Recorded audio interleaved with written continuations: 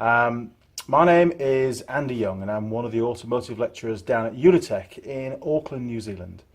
And this short video, and I can guarantee it's going to be short, I promise, so hang on till the end, covers how to drain and refill the diff oil on a 1992 Nissan Patrol GR.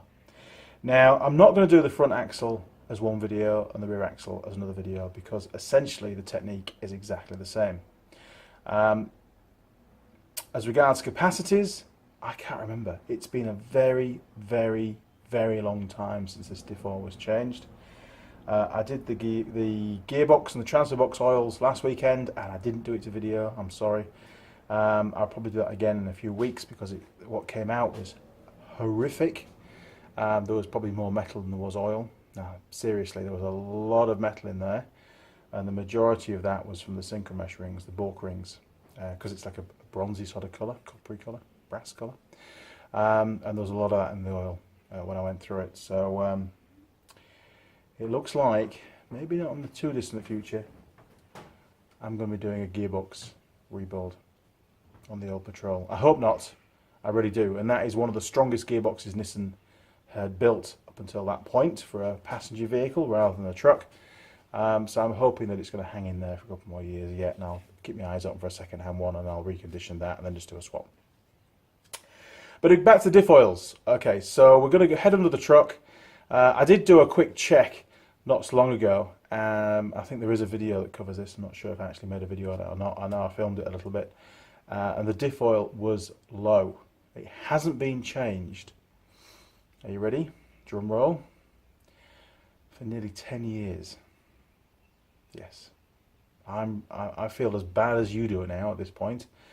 Diff oil hasn't been changed for 10 years. Now, the only saving grace is that the vehicle has not been used in an off-road environment, or certainly a muddy environment where there's any possibility of contaminants being drawn in through the breather pipe. Still, that, Mr. Young, is no excuse. I should have changed this oil probably 3 or 4 times during that period. I haven't even topped it up, and that's bad. That's really bad. So I have no idea what the condition of this oil is going to be when I drain it out. I'm hoping it's not going to be too bad. There's no noise from the diff. There's no adverse problems to report. I just felt compelled after such a long period of time to give the truck a little bit of love. And you may have seen a few other videos pop up on bits and pieces that I've been doing on it recently as well. So here we go. Rear diff oil change to the truck. Okay. So I know that the filler is going to undo fine. I undid that a couple of weeks ago. Normally you'd crack that off first to make sure you can get it undone before you drain the oil out. Now what I need to do, because as you can tell I have been in the mud a bit in the last couple of weeks, because where we live we have a few paddocks and I just can't resist driving in the mud. It's something that's, I think, in my blood. A bit of England coming through. So we need to clean up all that mud and stuff from around the drain so we can get the tool in there properly without it slipping. Oh, that's pretty good. Okay, it's the same kind of bung as that one by the looks of it. So the big power bar should do that.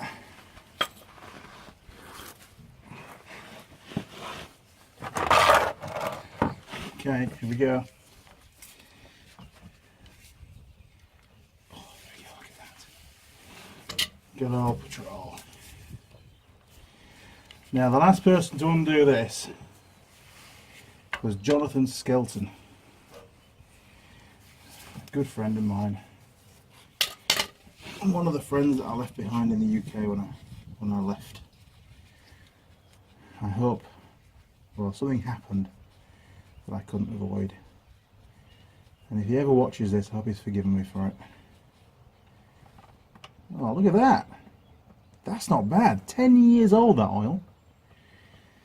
Jeez. Now there is a little magnet on the end of the drain, So I'll give that a bit of a clean and see what kind of bits of differential unit are stuck onto that. It looks pretty good actually. Like I said before, it didn't make any noises, so very happy with that. So we'll just pop that down there and contaminate another bit of the world.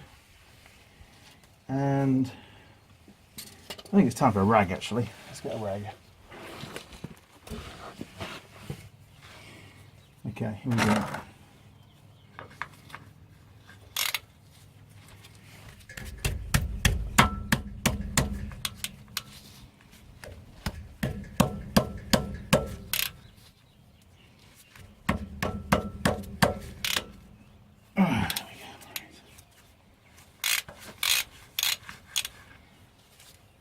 Okay, so that's the bung, the filler bung loose now. God, I'm so relieved. I'm so relieved that that oil's in good nick. It's done bloody well. Thanks, Jonathan. You obviously used a good quality oil in there.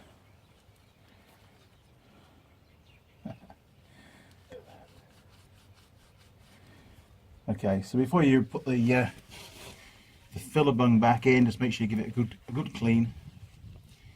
Get rid of any metal particles off there. It's done its job. It's stopped them going back around the diff and back into the bearings and stuff. It's really cool the way that Nissan have made it.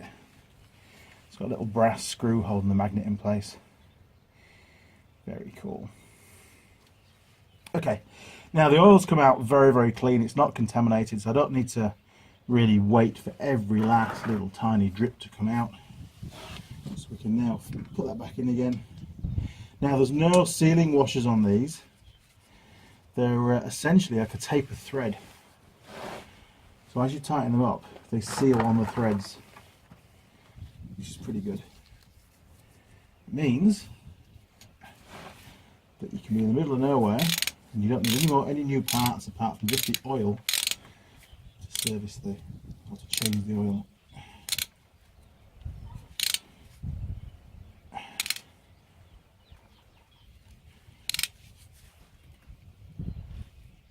Now there will be a torque setting for these, and if I can find it, I'll put it on the video for you. There we go. Right. Okay, so all that's left now is to put the new stuff in the hole. This is called the filler bung.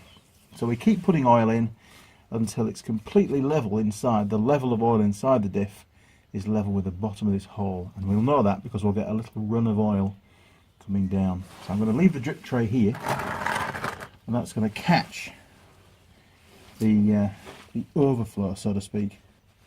Hopefully it won't be too much because it's not like wasting oil. We should catch that as we reach that point. Now, I keep saying that, now. I'll stop doing that. Right. I do that too, don't I? Right, and I go, okay, right, and now. It's my three sort of intro words. Don't know why. Okay, so the oil that I'm going to be using in that differential is essentially the basic EP80/90, or 80W90, what is it?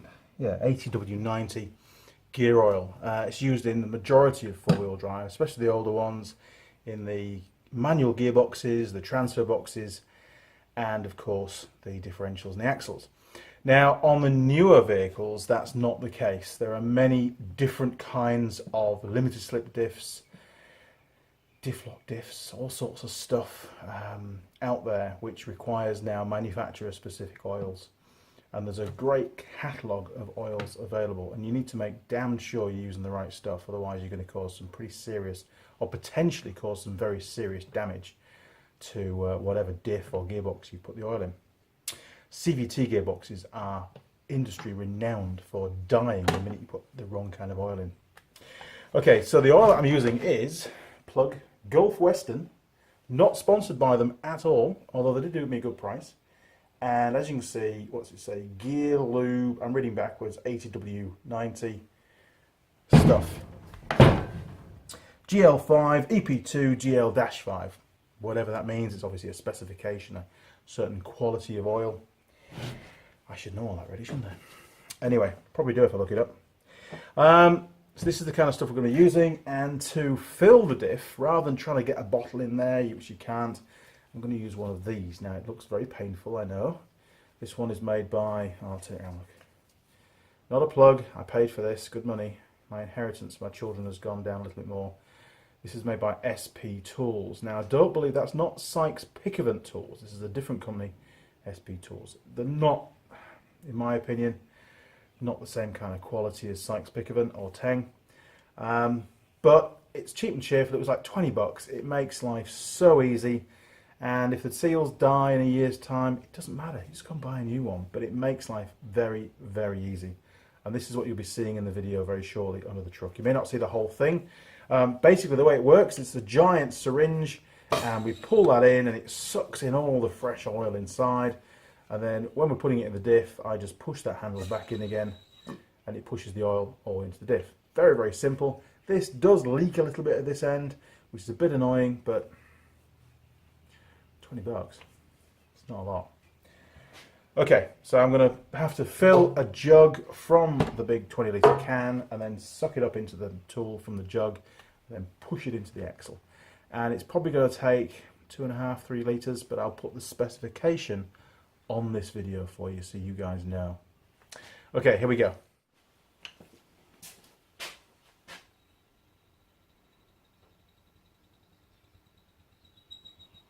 Lovely jubbly. In it goes. Probably to stay in there another 10 years before I change it again. Especially now knowing that it can last 10 years. Terrible really, aren't they? Okay, so each application of that is about ½ litre approximately. Right, let's head over to the truck and squirt this in the diff. Okay.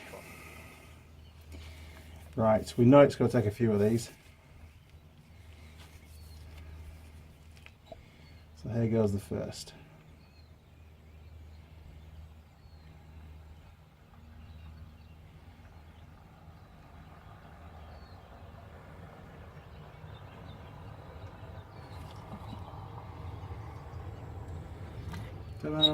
Okay, can we get some more? Okay, shot number 2.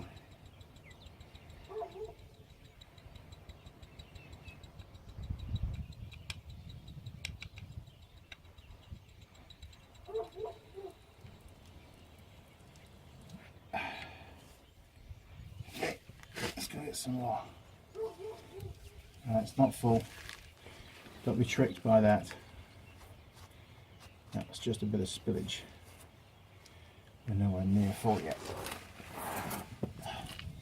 Now obviously one of the things you've got to do when you're doing this kind of job is it's really, really important that your truck, your car, whatever it is on level ground, because if it's not on level ground you can either underfill or overfill the amount of oil level in the diff.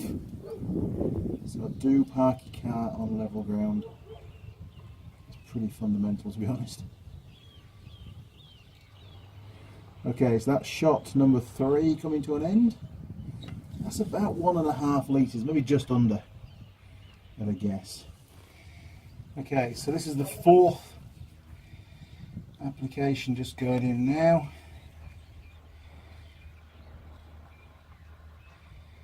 So maybe this will be enough, maybe we'll need another one, maybe another 2, who knows. That is the beauty of these level bungs. If you don't know the actual quantity you need to put in, it doesn't matter, you just fill it until it starts to come out. Keep it simple, you know. Right, that's the end of that one. I'm pretty sure it's still not full, but we will double check because we've got spillage. Let's see what's going on there. Okay, it might just be leakage from me taking it out. Let's do a little pinky finger dip. Oh, okay, we could be pretty close.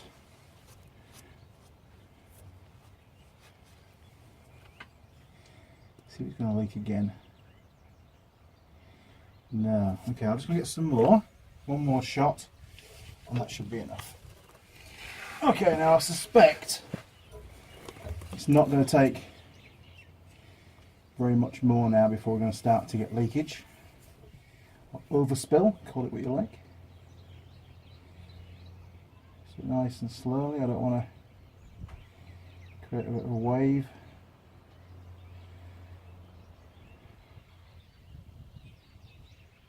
So we're probably approaching about 2 litres at this point in time.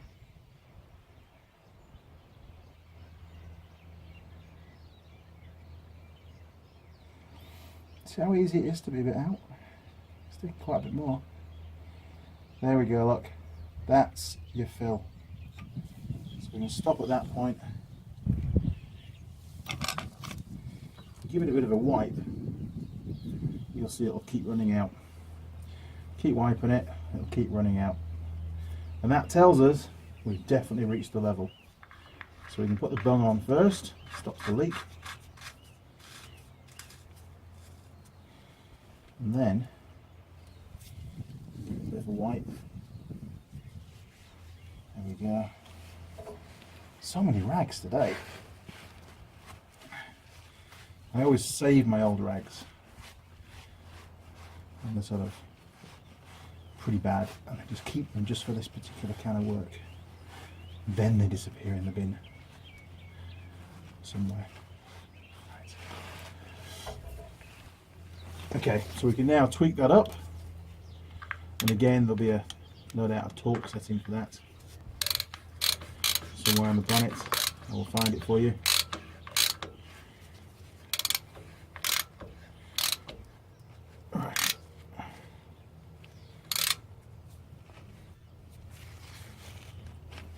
Get rid of the oil in case I decide to whack that while I'm doing it up tight. Get that. There we go. And now a final tweak.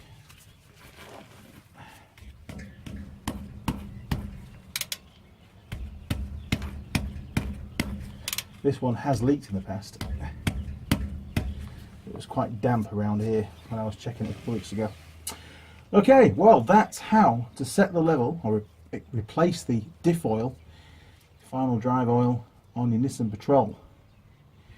And yeah, hopefully I won't leave it another 10 years. Right, back to the workshop. So there you go, a short video on draining the old oil out of your final drive, your differential, your banjo axle call it. And with it having a level plug, how to set the level of the new diff oil and what kind of oil to use if it's a Nissan Patrol. Same stuff will go in a little Suzuki Jeep, pretty much any of the old Land Cruisers. You know, the old school four-wheel drives, they all pretty much use EP8090 gearboxes and diffs, but you do need to check. Don't come crying to me and say, "Hey Andy, you said."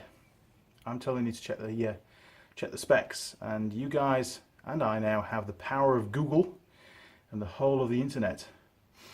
There's no excuse. The information is out there. All you have to do is click your mouse for a few minutes and you will find it. Guaranteed. Okay, well, my name's Andy Young and I'm one of the automotive lecturers down at Unitech in Auckland, New Zealand. If you have any questions or comments, good or bad, then do leave them down at the bottom and I'll do my very best to get back to you as soon as I can. If you'd like to subscribe to the channel, then do so. It all helps. You know, the more the numbers, more enthusiasm I have for doing this kind of stuff for you guys. And of course, you'll receive free notifications as and when any new videos go up onto the Andy Mechanic channel. And there's usually 3, 4, 5, sometimes even more videos going onto the channel every single week. And, you know, you may find more than just this one beneficial to some of your workshop tasks and maybe teach you a few tips or tricks or give you some specs or whatever it is. So there you go. Right, well, thanks for watching. Cheers, over and out.